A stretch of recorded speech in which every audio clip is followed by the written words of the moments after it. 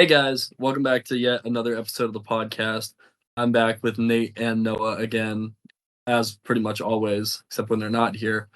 But yeah, today's going to be Nate's movie. Nate, why don't you go ahead and tell us what that is? Yeah, so we're doing Goodfellas this week, and full disclosure, I finished watching this movie probably about 20 minutes ago. I finished watching it like 2 hours ago, so Yeah, I finished it around that same time too. Yeah, I'm really pulling a Ryne this week. yeah, I guess We all did. We all did. Ryne with Fury and The Room. Ryne watched The Room at 1.5 speed an hour before he recorded. Well, to be fair, that was The Room, so who cares? Sorry, go ahead. I don't think we've had a single movie other than Deadpool Wolverine, but that's because it was a theater release. I think that's the only movie I've watched like before. Every other movie I watched the day of our recording. Nice. I think it's only The Room and Goodfellas I watched on the day. Actually, wait, no, I didn't. No, I watched The Room the day before. Never mind. So I think it's the first time I actually watched it on the day of. Yeah, because I thought we were recording that day. Yeah, I forgot what day it was. To be fair to me, though, to be fair to me, I've seen this movie probably 50 times. So this was more Goodfellas? That's crazy. Yeah.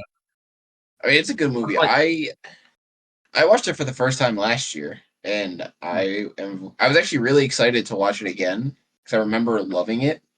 Yeah. But I could not tell you. Like, if you'd asked me a year ago what happened in this movie, I could not tell you. They're just a couple of good fellas. Some not good fellas do crime and shoot people. The end. Yeah, it pretty much sums it. Sums it up. Hold up. I gotta leave real quick. So I guess we're just gonna cut like 2 minutes out of this. So okay. Yeah. That's pretty good timing, at least. Yeah. Watch him not cut this part out. That would be really funny. We said this in the Django review, right? Or just like, because he had to leave in that one too, right? Yeah, but he did cut that stuff out. Should we tell him to just keep this in? No. Damn, White Sox are down 6-2 already. What do you mean? No, that's good. We want them to. Dude, how do you know the game was to fucking? It's only the bottom of the third. Oh no. And they're playing the Red Sox. Oh well, that's good for you. Why are you upset? The Red Sox aren't making the playoffs. They're 71-70. Yeah, but yeah, you're not wrong.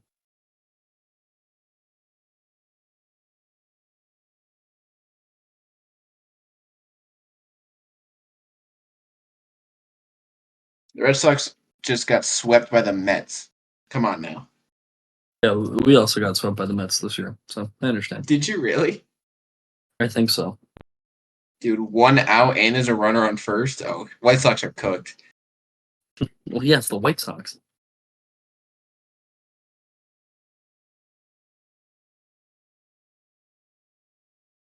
They have 110 losses. Only 11 more to go, baby. I was watching something where somebody's like, Garrett Crochet is the best player on the White Sox, and somebody responded with, "Yeah, but that's like beating a bunch of kids with no legs in a potato sack race." What did I just walk back into? We were talking about the Chicago White Sox. How is that related? Okay, whatever. Because they're the worst team in baseball history, and someone said that a player is the best player on the White Sox. And someone commented that's like beating a bunch of kids with no legs in a potato sack race. All right. Anyway, where do we leave off? All right. Yeah, we were just kind of getting into our general thoughts here. I mean,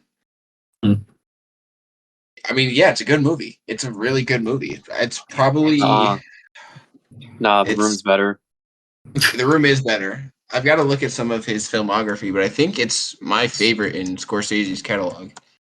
Oh, well, it's definitely mine, but it's also my favorite movie. So I'm biased. That's fair. I mean, he did Wolf of Wall Street, so that's really good too. Yeah. He did Casino. He did Shutter Island. Yeah, he did The Irishman, which I really liked. He did The Departed. I think he made Gangs of New York, right? That's another movie I really like. I'm not sure if he made Gangs in New York. That came out, 2003? I think. Yeah, so early 2000s. Because people say Yes, he did make Gangs in New York. People say that Quentin Tarantino loves Brad Pitt, which is true. Martin Scorsese fucking loves Leo DiCaprio. They did 4 movies in a row together, I think. Yeah. Yep, they did Gangs in New York, The Aviator, The Departed. The Departed in Shutter Island. The Shine a Light came out before Shutter Island. Does that also have Leo in it? No, it does not. That was a documentary, so I don't know if that really counts. Yeah, it doesn't count. Fuck that. And then Wolf of Wall Street, and then wasn't he in? He made like Killers of the Flower Moon this year. Wasn't Leo in that? Yeah, I think so. Leo was in that, but I'm not seeing it in his filmography. Yeah, he made it. I just looked it up. All right. But yeah, I would say I think it's probably close between this and Wolf of Wall Street. Mm-hmm. But this is definitely like, if not my favorite, my second favorite Scorsese film. Mm-hmm.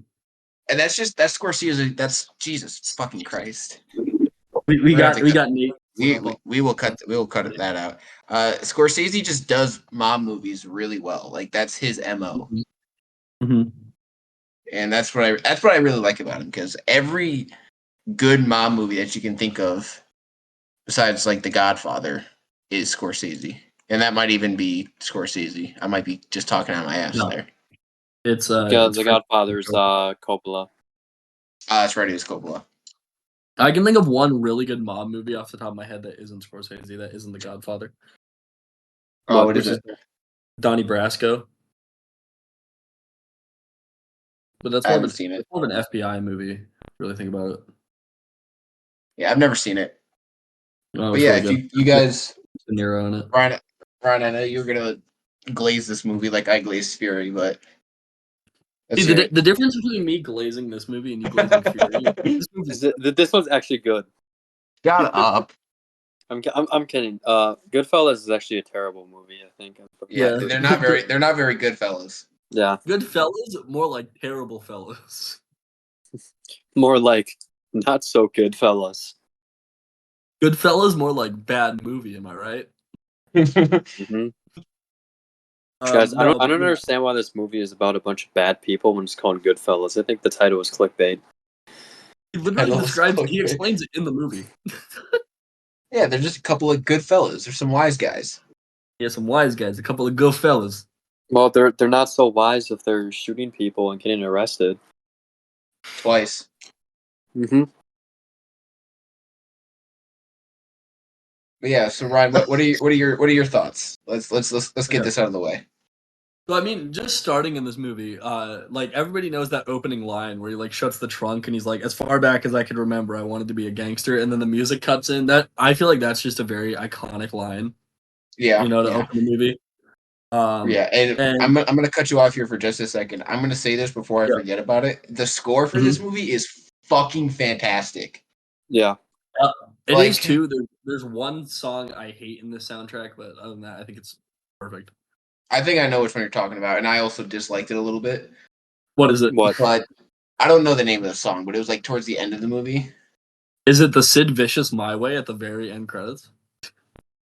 No, that wasn't what I was thinking. It was like, Jesus, what part of the movie? I just watched that. What part of the movie was this in?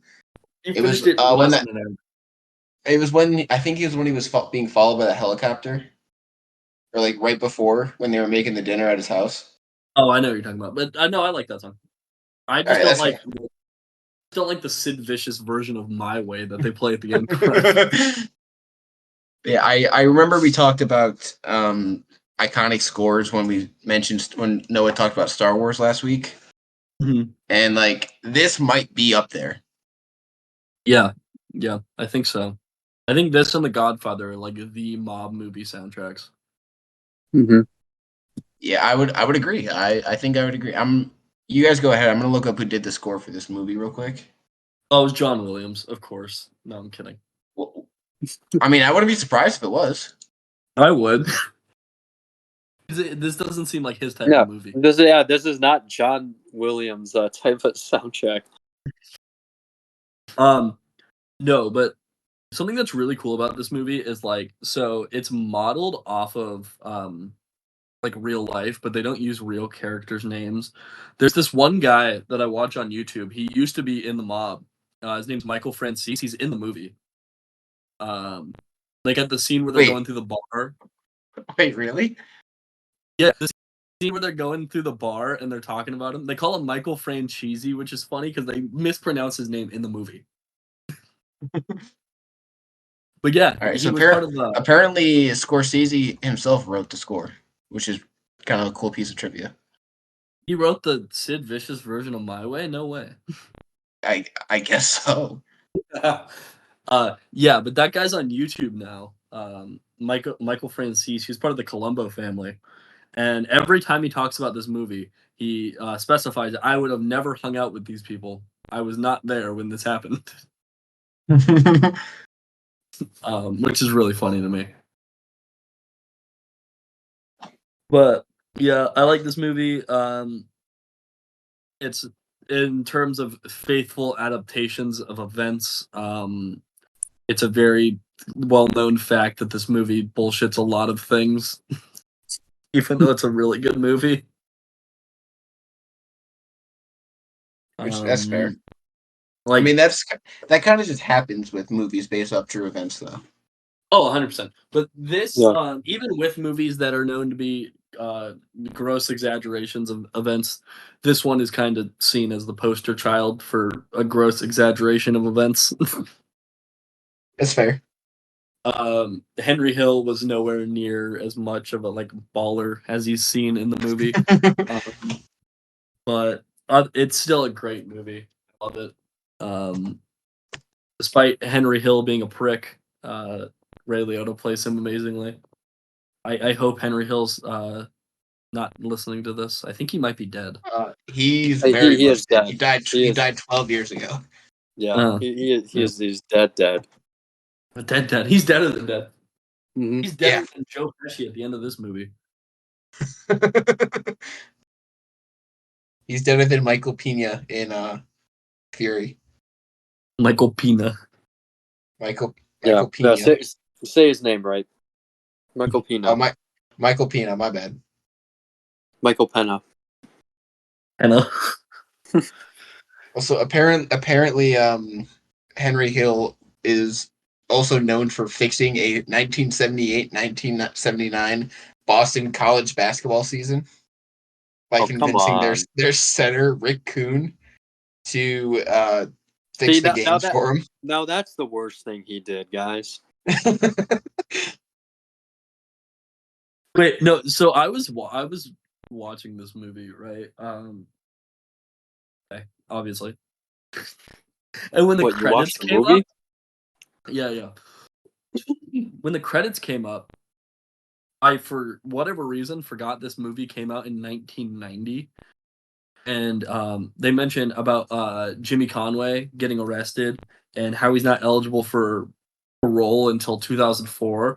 And I'm like, wait, why are they mentioning that? Jimmy Conway died in 1996. And I'm like, wait, this movie came out before 1996? So that fucked with my brain for a little bit. Yeah, Noah, what are your thoughts? This movie is actually mid. I think Fury is better than this movie. And if Tommy Wiseau directed this movie, I think it would be way better. Tommy Wiseau, instead of the amazing one shot that's in this movie when Henry Hill's walking into the restaurant, the entire movie would have been one shot, and it would have been the greatest thing ever. No, the whole movie should have just been people walking in and out of a room. Walking in and out of that restaurant in the one shot. Oh, hi, Henry. Oh, hi, Karen. But anyway, this movie is pretty good. I'm kind of not. I probably don't love it as much just because I just watched The Godfather 1 and 2 before this, which are two of the greatest movies of all time. So it's kind of just like I guess I'm a little numb to amazing movies now with the recent ones I've watched. I've been on like the last 4 movies I've watched now are Inglourious Bastards, Godfather 1 and 2, and then this movie. So it's a lot of really good. You've just been on a tear of masterpieces. Yeah, you're on a. I did do that after watching all the Disney Star Wars movies. You're on a generational run. Generational run of good movies. You could, go on my Letterboxd account and you could say I'm on a generational run right now. His Letterboxd reviews right now is Michael Jordan from the 90s. Yeah. So Michael Jordan post gambling. This movie really reminded me a lot of Wolf of Wall Street because I've seen that before seeing this one. I think that was actually like one of the first Scorsese movies I ever watched. I think the first one was Shutter Island, which I really love. But yeah, this one really good. I don't know if that's I would call it my favorite Scorsese movie yet, but it's pretty close. And I thought, pacing was absolutely amazing. Like the movie's 2.5 hours, doesn't really feel like that at all. Performances all great, especially Joe Pesci, who is amazing, and his character. It kind of has like short man syndrome. Like he gets offended at so much stuff, but he sort of he definitely does. It's not kind of. Yeah, he gets offended at everything, and he's kind of just a ticking time bomb.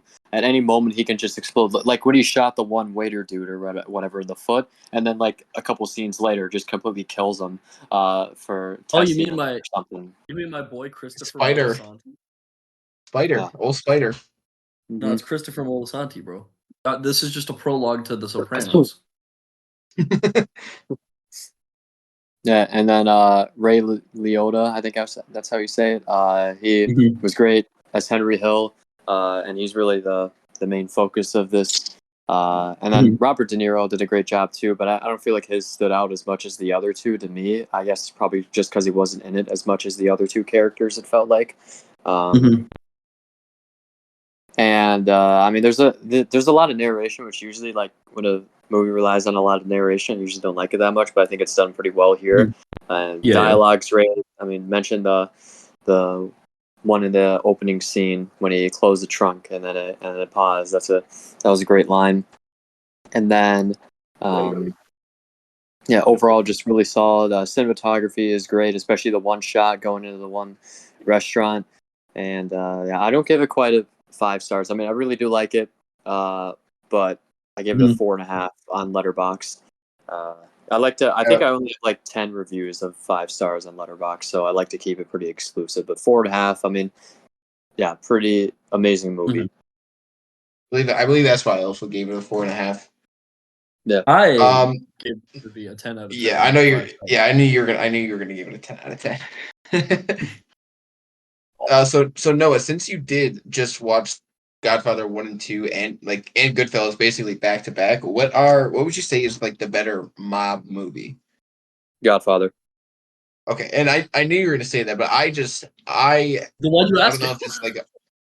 I just wanted to like start the discussion here. Yeah, I don't think it's particularly close. I think the first one is easily better. I don't know. I might have to rewatch part 2, but I don't think part 2 was as good as the first one for Godfather. But it's still amazing. But I don't know. I feel like part 1 is better paced for sure, and it's a 3-hour movie that flies by for me. Whereas part 2 is like 3 hours. It's longer and it's not as well paced, and that kind of hurt my enjoyment a little bit. But it's still amazingly written. Now, see, I like The Godfather, but I think as mob movies, I like Goodfellas better. And I don't know if maybe that's just like the characters within Goodfellas, but I just feel like I think objectively speaking, The Godfather 1 and 2 are better movies. But I think as like a mob story, I think Goodfellas is better. If that makes sense. I think the characters are better written in the Godfather movies, though, especially with Michael with all his whole change. I've only watched the first two. I haven't watched the third one, I guess, but third one's probably useless. So you don't need to. I feel like his whole. I'm gonna watch it anyway, though, eventually, just because why not? But the first two movies complete his arc pretty much, and he's written amazingly well. And there's so many other fantastic characters and stuff. So I prefer Godfather because of how much I think how much more depth there is to the characters. Not that there's not a lot of depth to the characters in Goodfellas. There's still a lot to that, but I feel like there's more with The Godfather. Right, and that's a fair take. Like The Godfather was like the first like big mob movie. So like most of these movies are taking inspiration from The Godfather. Yeah. The Godfather is also a horrible book, apparently. Yeah. Yeah, I feel it's not a very good book. Yeah, didn't they make like a bunch of changes to actually make it good? Yes, they did. Nate apparently, I didn't even know there was a Godfather. Well, I did. I didn't know it was bad. Nate informed this to me while we were on the way to our concert Wednesday night. He told me that this book's horrible. It's bad. I'm not going to explain why I said it was bad here, just because I don't want to get canceled. But it's bad. Wait, what do you mean get canceled? Hold up. We could actually like cut this part out. No, yeah, it's not a very good book, and that's just what stood out to me, like on the fly. I'm sure if I like read the book again, which I don't plan on ever doing. Yeah, no. Why would you want to read the book again after that?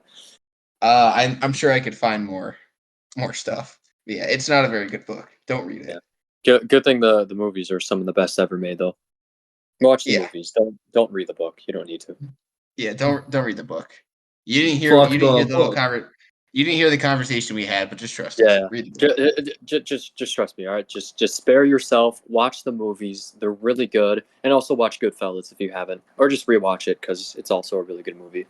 Yeah, if it's been a while since you watched it, if it's been a while since you watched Goodfellas, rewatch it. It's a good movie. Yeah, fantastic movie. There's just a couple of Goodfellas.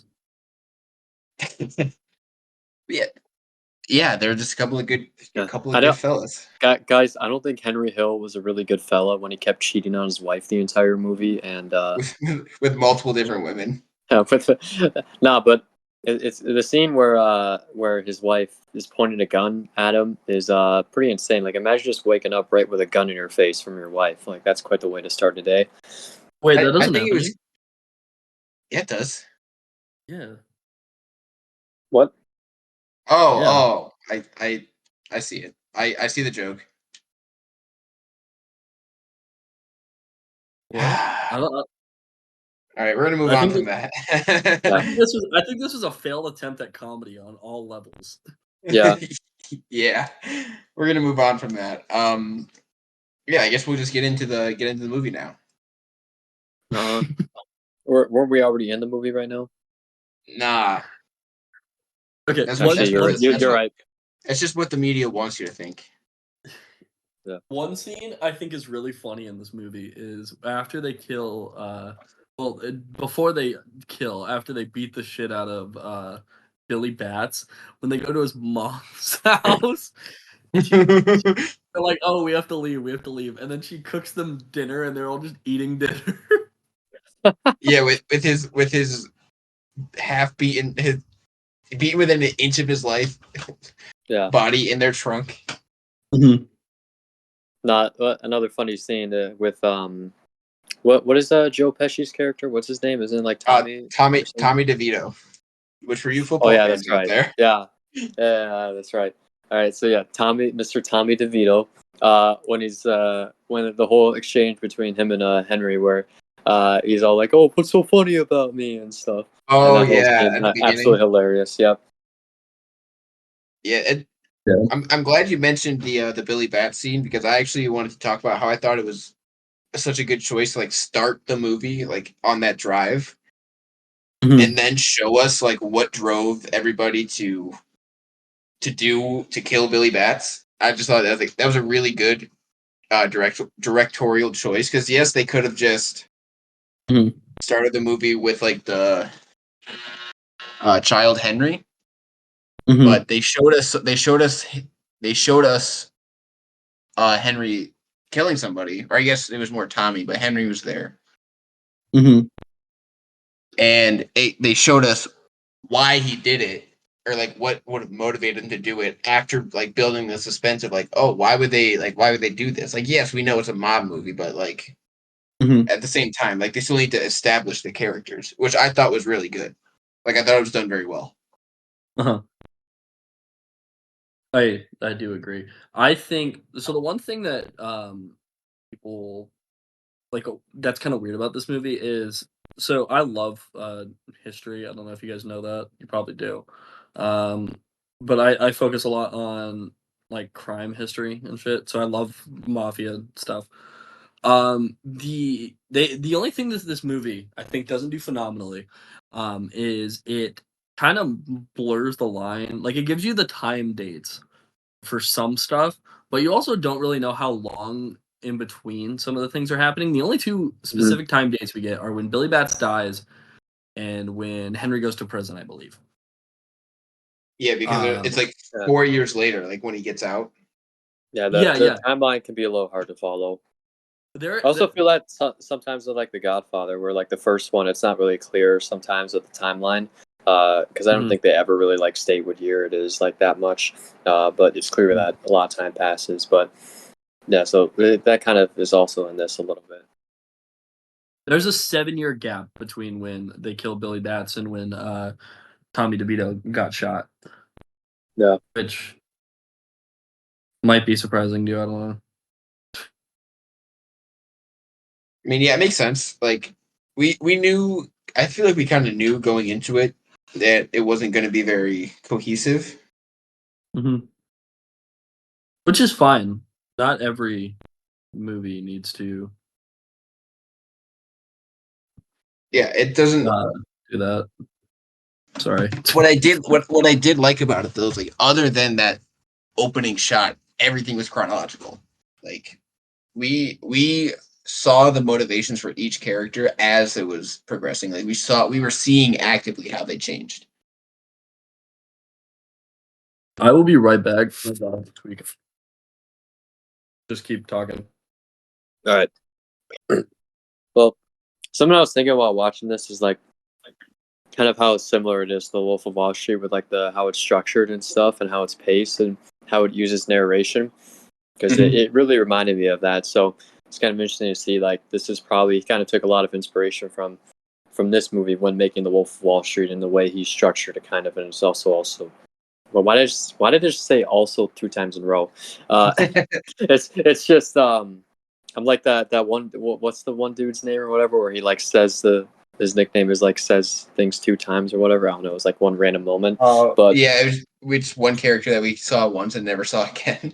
Yeah, yeah, that was a funny joke. But I just lost my train of thought. Where was that? Wolf of Wall Street and narration. Yeah, narration. Yeah, they both use narration in that way, and yeah, Scorsese definitely, kind of took inspiration from Goodfellas for making that Wolf of Wall Street movie. But I think he does it better here in Goodfellas than the Wolf of Wall Street. Wolf of Wall Street, very good movie, but I think this one is on another level. Yeah, I agree, and I will say, like, I know you mentioned this at the beginning, where like narration is kind of like a tell that a movie is going to be super expositional. Yeah. I feel like Scorsese is one of those directors that does it well. Yeah. Like you kind of like for this, it kind of seems like instead of it being exposition, it's the character reminiscing on the past. Yeah. As he's like telling the story. Like the way I'm seeing it, and this is absolutely not at all what's going on, but it's like the way I see it for Goodfellas, it's like Henry Hill kind of like telling his children about his life before they moved to the middle of nowhere where he had to be a normal person. Yeah. Which I think, like, and I get it, like, that's probably not what Scorsese had in mind. But I think it's an interesting choice because it kind of leaves it up for interpretation. It really is. It's just him reminiscing on the old days where it could he just really be loved like all the power and luxury he had. Like where towards the end, where he kind of just lives in like a regular suburb or whatever, like kind of middle class or lower class, whatever he is, and really does not like he isn't able to wear a suit all the time anymore and eat all this expensive food and stuff like that. And he's kind of a normal person, and he just misses the old days, even though he did a lot of terrible things back then. He has no remorse for it, really, and glamorizes it pretty much with how he tells it. It's like at the very end of the movie, he's just like, "Oh, I ordered spaghetti and I got egg noodles with ketchup." There's just like, yeah, like he misses it. He wants to have that life of luxury back. You wouldn't miss it? I'd miss it. Well, no, that's what we're saying. Well, I mean, to do that, to do some not so good fella type things to get that money. No, Ryne, but we were just talking about how we thought the narration in this movie is done so much better than most other films. I was saying I think that's just a Scorsese thing. Because Noah brought up Wolf of Wall Street, which also has a lot of narration, and it's done pretty well there too. We both kind of agree it's done better here. Yeah. But I was saying it's kind of like it feels like a really neat kind of like directorial choice to like Henry Hill's kind of just like the way I see it. He's just like telling this story to his children about what their life used to be like, you know? Yeah. And like, granted, that may or may not be what Scorsese had in mind, but I think it's cool how he leaves it up to interpretation like that. Because even Karen had some narration there too, so maybe it was kind of like an interview situation where they were like doing a newspaper story or a news sequence. It's just something like, yeah, this is kind of cool. Bless you. It was a cough, but thank you. Whatever was at that Creed concert got into my chest. Yeah, it's a solid film. I don't really know how much I can say about it. There's like normally we have like some critiques we can go over, but I genuinely don't have any critiques for this movie because it's perfect. No, okay, I'm not going to call it completely perfect. It's not really. I'm not calling it perfect in the sense that there's really anything like while I'm watching, like I could point out like, oh, I don't like that. It's just something where it's like, oh, there could have been the characters could have been a little bit better, or this scene could have been more well written, or stuff like that.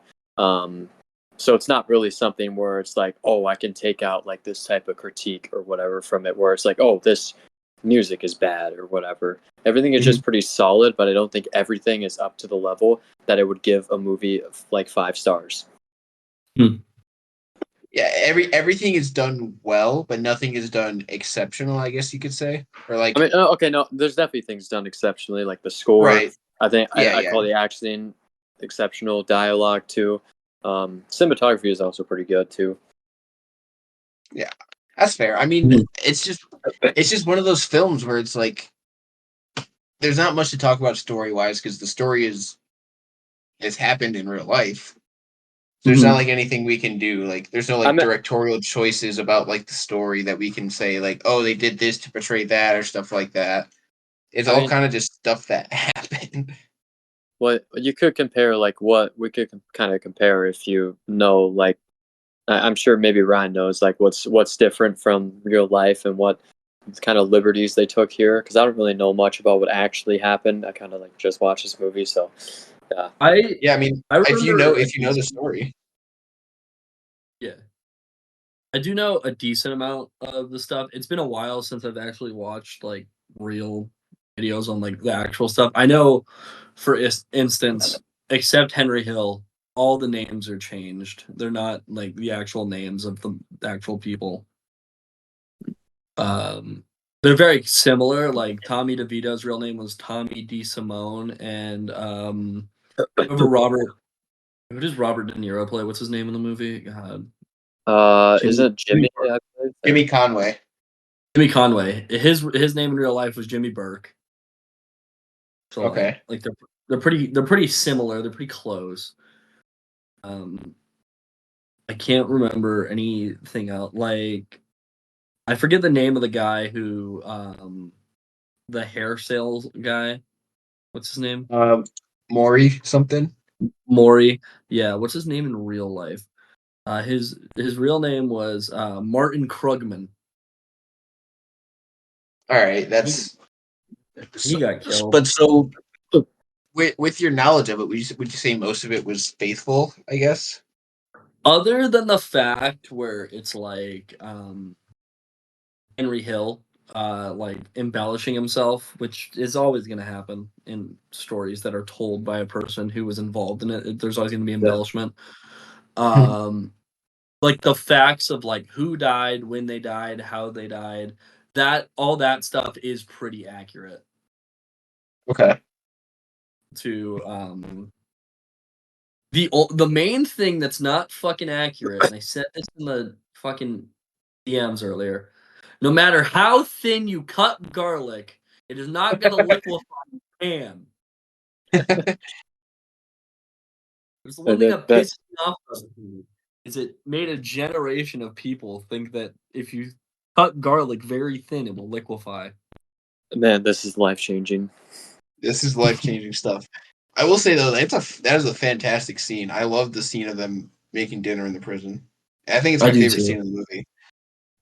It's my second favorite scene in the movie. My favorite scene is when Karen is sucking off Henry Hill. All right. I think we're gonna cut that part out. Yeah, definitely, most definitely. Yeah, for sure. Yeah, I mean, there's a lot of really good scenes in the film. Like, I can't think of a bad scene. Like, no, there's. I know when we reviewed Django, we kind of talked about the Rick Ross scene being a bad scene. Well, with the I know not a bad scene, but just it's just odd. The music didn't fit the scene, so it kind of like honestly, okay. I think it's a great scene, but the music choice was what kind of made it not reach its full potential. Yeah. Right. Like even here, like I can't think of a scene where I didn't like it. Like, and that's for most movies. There's at least one scene where it's like, oh yeah, I mean it's all right. Like every scene in this film is at least good. Mm-hmm. Yeah, I think there's a lot of really good stuff here. I think one of the things I liked is how like the relationship between Henry Hill and Karen, I believe is her name, how that develops and how Karen is kind of attracted to Henry's power, and even when she starts witnessing and starts finding out what he actually does, she's still roped into all of that. But eventually, once Henry starts cheating on her and stuff, that's when the relationship starts going south. But even then, it's kind of interesting that they still stay married throughout all of that. Until I think at the end it said they finally split up after 25 years of marriage or something. Yeah, I looked it up on Wikipedia. Their divorce was finalized in 2002. Yeah, they were separated for like almost 15 years before the divorce got finalized. Yeah, I think they separated in like 1990, like right before this movie came out. Yeah, I think that's what it said in the end credits. I think it said like 1989 they separated. Yeah, like as the movie was being filmed. Yeah, that's kind of crazy though. Like they were still together when the movie was being made. Something I found interesting is that like the movie was made only 10 years after all this went down, when Henry Hill kind of ratted out his guys to the feds and stuff. Yeah, so much for witness protection. Well, all the people that would have had a hit on Henry Hill at this point had died. So like, yeah, that's true. He was really able to kind of talk about it. I mean, the only person who could have put a hit out on him that he was risking was Jimmy Conway. But Jimmy Conway had really bad cancer around the time this movie came out. I believe. Or maybe it was a few years after. But he eventually died of cancer in prison. Yeah, so apparently the movie itself is actually based off of the book written by one of the mobsters called The Wise Guy, which came out in 1985. I think it's a Nicholas Pileggi book. It is Nicholas Pileggi. Yeah. That is a book. Apparently, he wrote the book. It was published in 1985, and that is what they adapted the film off of. I believe he also is the one who wrote the book that Scorsese based Casino off of.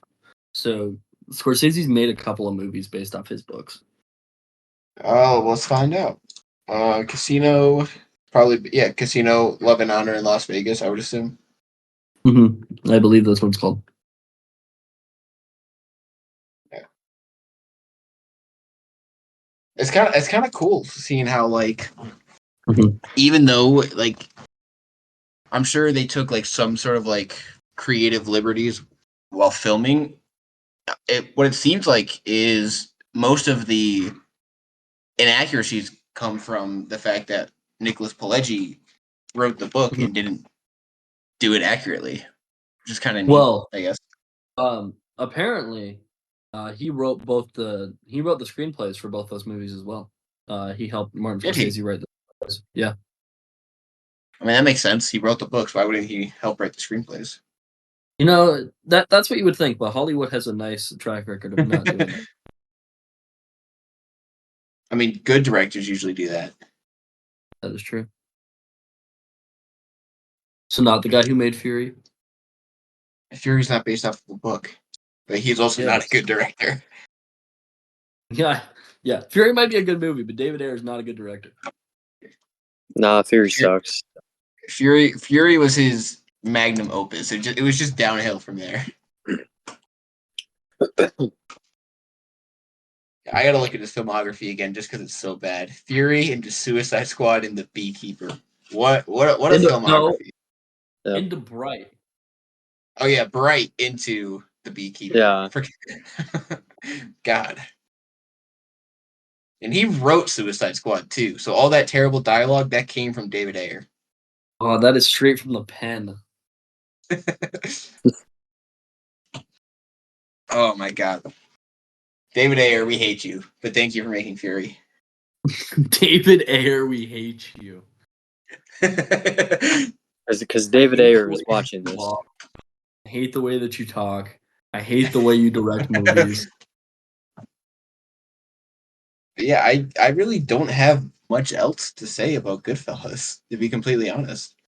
Bro is the one leading the episode who can't talk about it for more. Dude, I really can't. Like, I've said everything that I think I can say about it without kind of like rehashing everything we've already said. There's a really funny scene where at the very end of the movie, they're talking about going into witness protection, and Henry Hill's like, I can't do the cold. I'm yeah. And then the FBI guy, he goes, if he's legitimately bronchial, we'll take that into consideration, which is just really funny dialogue because it's like so quick and so witty. Mm-hmm. A lot of the dialogue in this kind of felt Tarantino-like to me. It was very quippy. Yeah, I guess to an extent with that a little bit, yeah. Like, not like a lot of the funnier scenes, they felt more like Tarantino. Yeah, because that's just Tarantino's got a large amount of like quips and jokes just sprinkled in, or kind of just like funny dialogues between two characters, like the "you're a funny guy" scene that felt very Tarantino-like to me. Yeah, because that before you talked about like the scenes with jokes, I was gonna say no, because Tarantino always does this stuff where it's like they'll have like a 5-minute long conversation that isn't actually really related to the plot or whatever. There's not really anything that's like that here. Yeah, no, I mean more so just like the one-on-one dialogue between two characters. That felt very Tarantino-like to me. Overall, I wouldn't say like the film was written like Tarantino, but yeah, you guys know what I'm saying. Yeah, I'm picking up what you're putting down.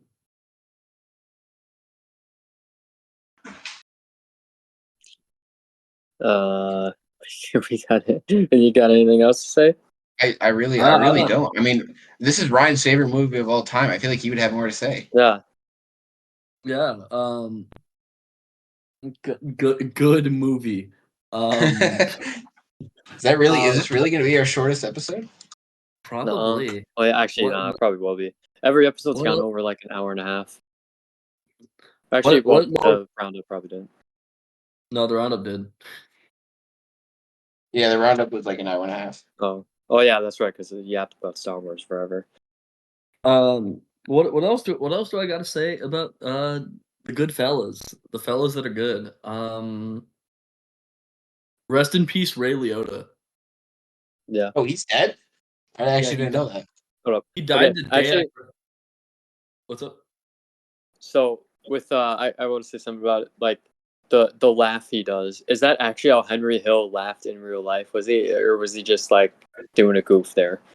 I don't know. I think that's how Ray Liotta laughs, because he plays the main character in Vice City, and that character has a very similar laugh. Oh, okay. That's right. He does play him. I forgot about that. No, not he's also funny story. He's also apparently in Call of Duty Black Ops 2. Who does he voice?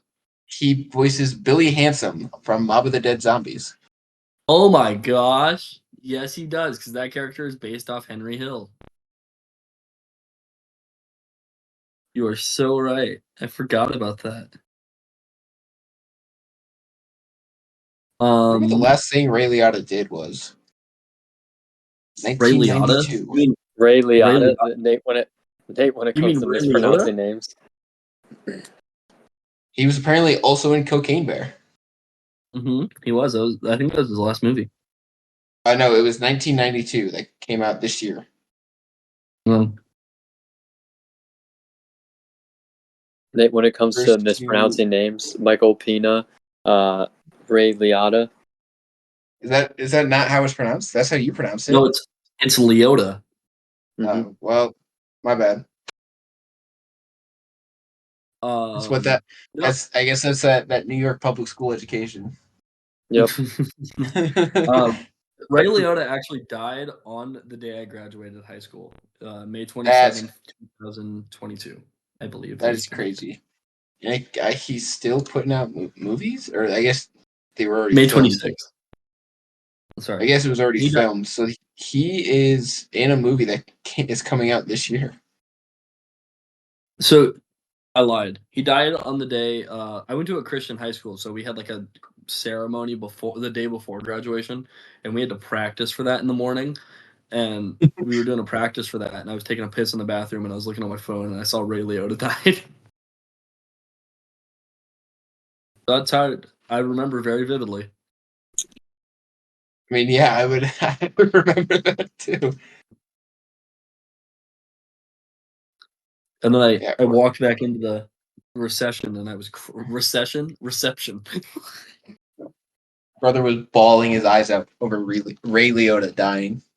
Yeah, apparently I walked. It was so distraught. I walked into a recession. Yep.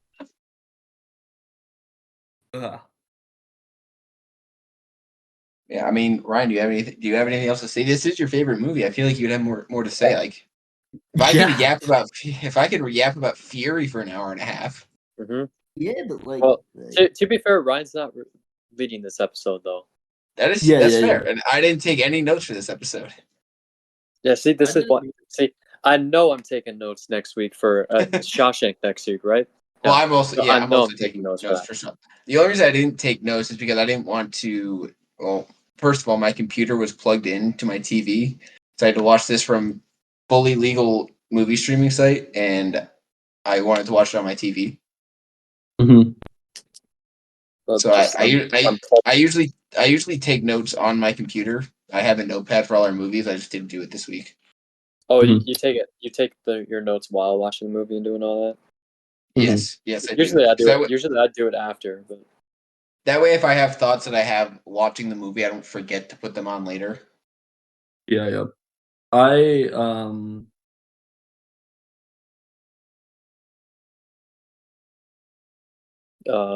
gonna finish that sentence?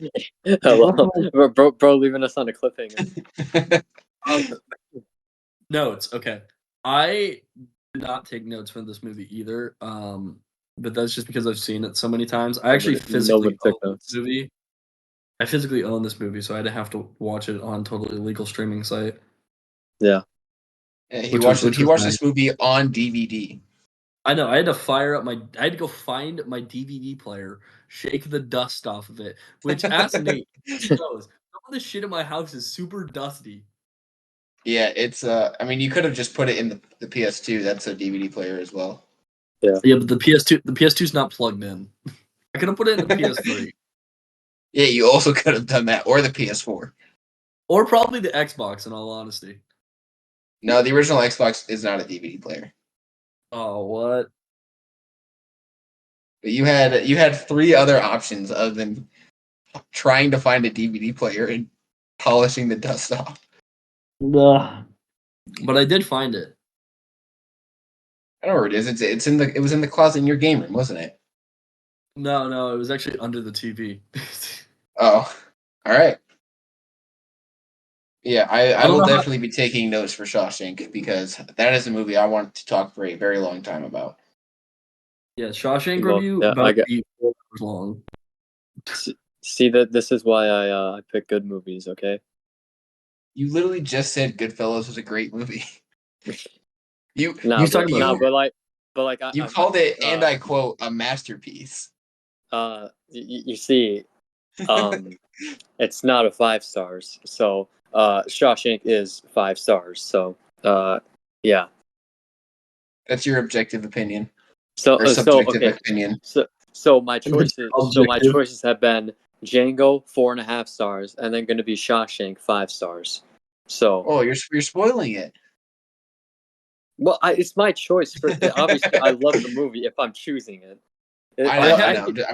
I never watched. I'm just busting your balls. Never watching it. I did pick Django after not even watching it. So yeah, but I just assumed it was good. So I was right. It is. Don't say you're just breaking his balls. Noah could be like Tommy. Yeah, DeVito. I could be like Tommy DeVito and just shoot you. Those scenes where people just try and piss off Tommy DeVito and you just get so mad are hilarious. I think those are the best scenes. The dude is such an unhinged psychopath, though. Like, he has those funny scenes, but then you get some disturbing scenes or whatever. Like, for example, when he just shoots the waiter, like, barely provoked. Like, the dude is just a complete ticking time bomb and stuff. I'm pretty surprised that Henry and Jimmy stayed around that guy for a while. Jimmy even cried when he died, so... that is true. He did. Yeah. But Joe Pesci plays those characters very well because he plays almost the same character in Home Alone. No, he also plays literally not the exact same character, but he plays the exact same character in Casino. Yeah, but going back to when Jimmy was crying about Tommy's death, it kind of brings up some interesting thought where it's just like people in the mafia, like they'll kill people without any remorse that they don't know. They kind of literally say it. I think in the narration where it's like killing, just they became desensitized to it. But then when one of their own guys gets killed, they actually like realize how serious it is, and how they finally get hit close to home, kind of get a taste of their own medicine. So that kind of thing I find a little interesting there. Good take. But yeah, I guess we're gonna go into closing thoughts here now. Because I do have to head out of here in just a couple of minutes. Anyway, Okay. I was gonna bring up something else, but if you wanted to close this off here. Yeah, I gotta head out of here. I gotta go do some things that I couldn't do this afternoon. Closing thought: good movie. I mean, yeah, it's a great movie. It's a fantastic movie. I know I already said this. My favorite Scorsese film. Wolf of Wall Street's close. The dialogue is fantastic. The acting is probably some of the best acting I've seen in a movie in a while. I mean, I guess that's because it's the greatest movie of all time. When the most recent movie I watched was The Room, I guess you could say that for anything, though. Yeah. But yeah, I gave it a 4.5 on Letterboxd, and I gave it 9.1 out of 10. All right. I guess I'll go then. Okay. Mm-hmm. So, all right. I guess I'll just quickly try to bring up like what I was gonna say. Kind of been thinking about it, where it's like, the film kind of shows how Henry gets into. I feel like it's interesting how he gets into the mob business, and how attractive the mafia seems for him, and how he gets kind of consumed by it, and kind of show like how when he's young, he's very influential, and he was influenced and kind of indoctrinated into this mafia life so much that even after he's suffered all the consequences of living this life in the mafia, when he's in the suburbs or whatever, after ratting out everybody to the FBI, he still misses it, and that just shows how that has kind of stuck with him from his experiences as a young boy who was into this business very quickly. And that's something pretty interesting about Henry's character. I guess that this can be now just a segue into my overall thoughts. So I gave this, like I said, 4.5 stars on Letterboxd, and I gotta check my review. I gave it a 9.4 out of 10. So very close to 5 stars to me. I only give something a 5 stars if it's, I believe I put like 9.6 to a 10 out of 10 is what I give a 5 stars. So it's very close to that, but just not quite there for me.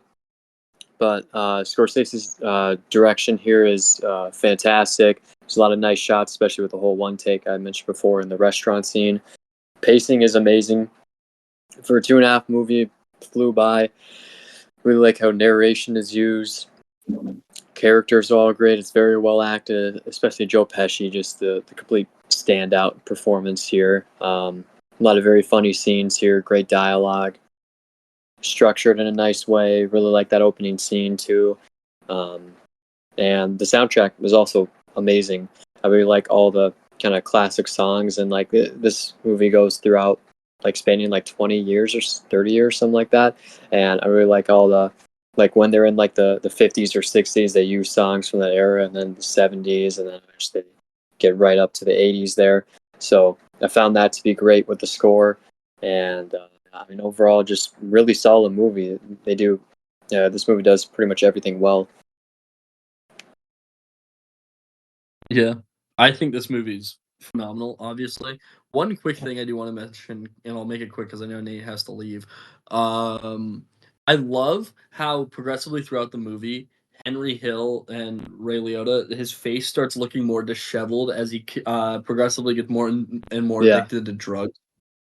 I think that's really cool. I think that's really good. Show don't tell visual storytelling. Mm-hmm. We kind of see how like he was warned about by Paulie about going into this whole drug business and stuff, and how it could ultimately lead to his downfall, and it did with that. So I thought that was an interesting moment too. Yeah, a lot of foreshadowing. Mm-hmm. But yeah, I think this movie's phenomenal. Other than these two knuckleheads, I gave it a 5 out of 5. I give it a 5-star, 10 out of 10 ranking. This is my favorite movie of all time if I had to pick one. So yeah, I thought it was a really good time. Thank you for picking this movie, Nate. So I didn't have to waste one of my movies on it, and I still got to watch my favorite movie of all time. You're welcome. So thank you for that. You're welcome. Yeah, I believe that's everything for this week. Yep. We have Shawshank for you guys next weekend. Mm-hmm. Oh, hell yeah. Oh hell yeah. It's going to be a goated episode. That's probably going to be our first 2-hour episode. It very well might be. No, it's going to be 3 hours.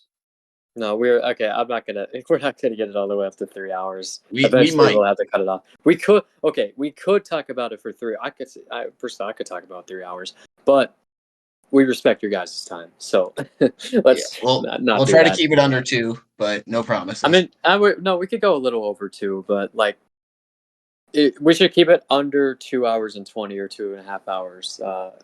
Don't make it longer than the actual movie. What is Shawshank's runtime? Hold on. I think Shawshank's probably like 2 hours and 10 minutes or 2 hours 15, something like that. Let's see. Yeah, that sounds about right. It has now, a runtime of 142 minutes. 142 minutes. So yeah, about 2.5 hours. Mm-hmm. So we'll try to keep it shorter than the movie. Yep. But no promises. Mm-hmm. Yeah, we appreciate you guys listening. Tune in next week for Shawshank. Yep. And we'll see you guys next week. Mm-hmm. See you guys later.